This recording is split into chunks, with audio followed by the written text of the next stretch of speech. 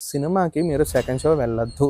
Second షోకి వెళ్ళారు అంటే గనక ప్రతిసారి ఇది ఎక్కడ కొత్త కాన్సెప్ట్ రా బుజ్జే అన్న ఫీలింగ్ అయితే మీకు వస్తుంది. థియేటర్స్లోంచి జనాలు వస్తారు, జనాలు వచ్చేసి ఏదేదో ప్రవర్తిస్తారు.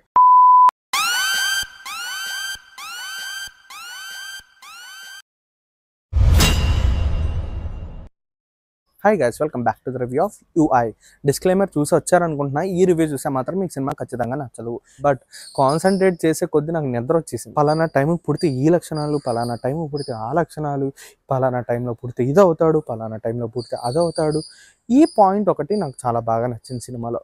అంటే ఎట్లా హ్యాండిల్ చేశారు ఏంటి అనేది నాకు చాలా డీటెయిలింగ్గా బాగుంది. బేసిక్గా ఈ మూవీకి biggest minus is screen play.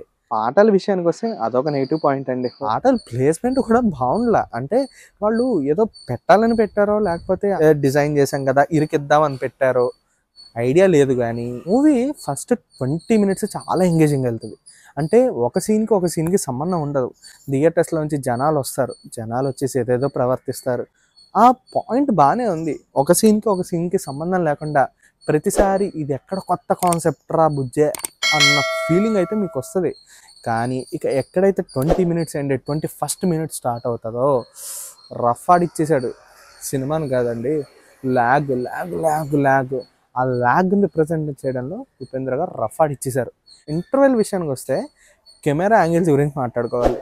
ఈ ఇంటర్వెల్ అండ్ ప్రీ ఇంటర్వెల్లో అసలు కెమెరా యాంగిల్స్, డ్రోన్ షాట్స్ తీశారండి.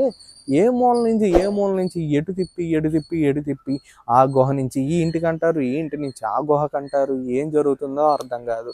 ఆ సెట్లు కూడా ఆర్టిఫిషియల్గానే ఉన్నాయి అండ్ డిజైనింగ్ కూడా ఆర్టిఫిషియల్. అండ్ హీరోయిన్ ఎందుకు పెట్టారు? వస్తుంది, హీరో నాకు ఇష్టం అంటుంది, ప్రపోజ్ అంటే మౌనం చేయను అంటుంది. అసలు పరిచయం లేని హీరోతో వస్తున్నాడంటేనే భయపడిపోయి ఏంటో ఓవర్ యాక్షన్ చేసినట్టు తప్పితే, ఆ ఓవర్ యాక్టింగ్ పార్ట్కి తప్పితే హీరోయిన్ దీంట్లో దేనికి యూజ్ లేదు. అండ్ ఉపేంద్ర గారు ఈ మూవీలో హీరోయిన్ ఎందుకు పెట్టారంటే, సెకండ్ విషయానికి వస్తే ఈ సొసైటీలో జరిగే తప్పుల్ని మెసేజ్ ద్వారా ఒక్కొక్కటి కాన్ఫ్లిక్ట్ని విప్పుకుంటూ వచ్చారు. And interval twist is expected, but దాన్ని ఒక రకంగా బాగానే డిజైన్ చేశారని చెప్పుకోవచ్చు.